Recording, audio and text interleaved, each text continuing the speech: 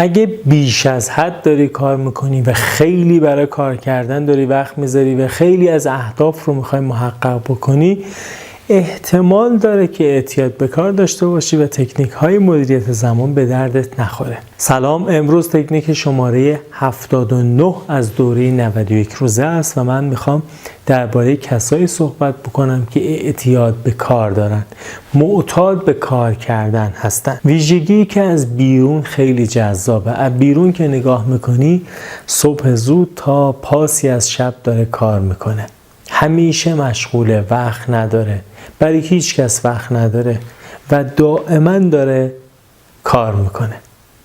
خیلی ها میگن آفرین، خیلی خوبه، چقدر مرد یا زن منظمیه که به این همه از کارها میرسه. اما احتمالاً از درون وقتی به قضاوت خودش میشینه میبینه که زندگی رو باخته و خیلی چیزها و خیلی از آرزوها و خیلی از فرصتهای زندگی رو از دست داده، غرق کار بوده و خیلی ها رو از دست داده. کسی که اعتیاد به کار داره احتمالاً خودش این رو متوجه نشه و چند تا سرنخ و چند تا کلید میخوام بهش بدم که اگه شما هم جزو کسایی هستین که اعتیاد به کار دارین، حواستون باشه این که به کارهاتون نمیرسید به خاطر مدیریت زمان نیست که من مدیریت زمان ندارم پس نمیرسم.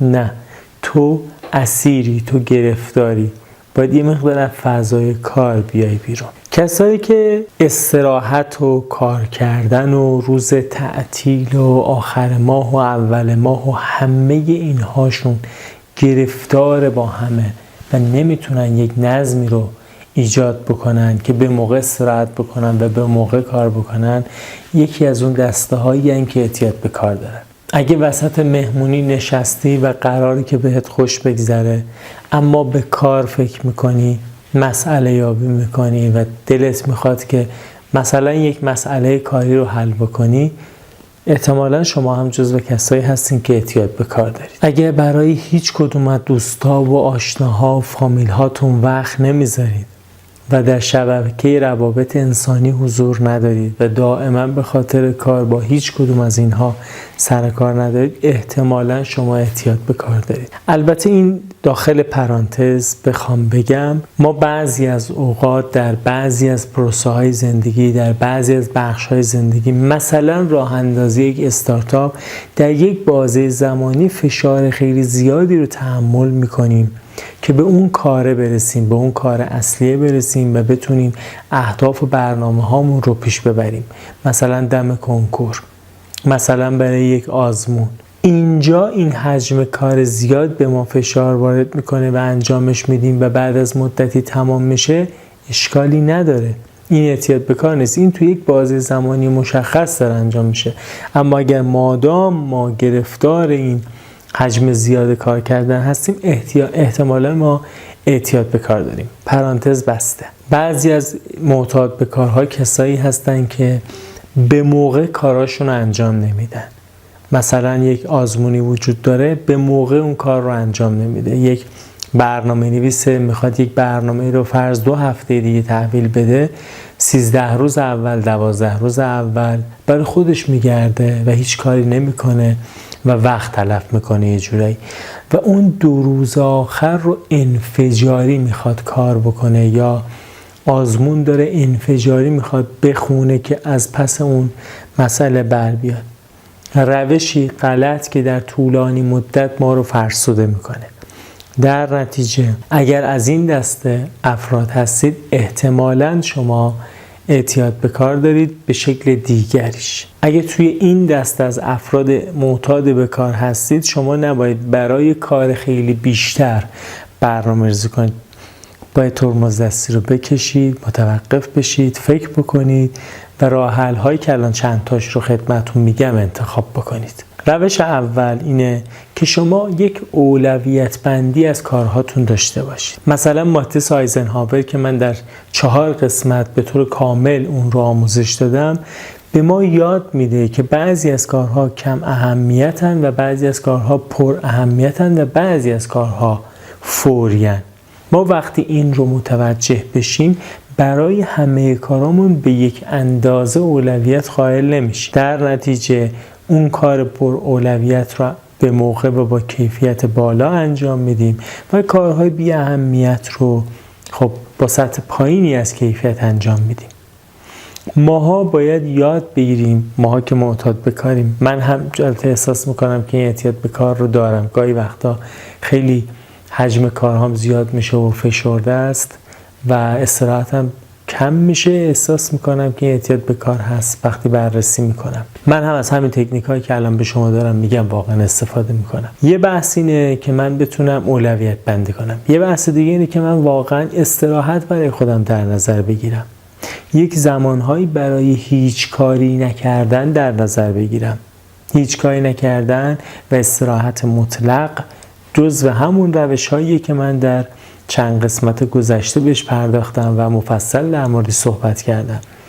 یکی از بخش‌های دیگه و یکی از روش‌های دیگه اینه که از شبکه‌های اجتماعی و از اینترنت منفک بشیم و قطع بشیم و از شبکه‌های اجتماعی دور بشیم، از اینترنت دور بشیم. مثلا پیاده روی میریم گوشیمون رو نبریم، اگه توی خونه هستیم گوشی رو ببریم بذاریم توی اتاق یا توی کشوی 1 ساعت بدون اینترنت سپری کنیم، 2 ساعت، 3 ساعت، 5 ساعت، 6 ساعت، هیچ ایرادی پیدا نمی‌کنه، ولی ذهن ما آزاد میشه و منفک میشه و به کار دیگه میرسه، به چیزهای دیگه میرسه و این اعتیاد به کار رو یواش یواش میتونیم کنترل بکنیم. یه روش دیگه تفویض اختیار کردنه. من درباره تفویض اختیار هم یک قسمت مشخص کامل در مورد صحبت کردم. ما باید بتونیم تفویض اختیار بکنیم. اگه ما کاری داریم، بیزینسی داریم که خویش فرما هستیم، خودمون داریم انجام میدیم، باید بعد یک مدت بتونیم بخشی از کار رو بسپاریم کسان دیگه انجام بدن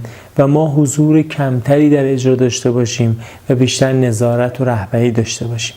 اگر این کار رو نمی کنیم ما اصلا نمیتونیم یا بلد نیستیم سیستم سازی بکنیم. اگر من مدیر اجرایی هستم، اگر من مسئول اجرایی هستم، من باید بتونم کارها رو تفویض بکنم و از سیستم کار بکشم، از مجموعه همکاران کارها رو بخوام و بیشتر راهبری بکنم.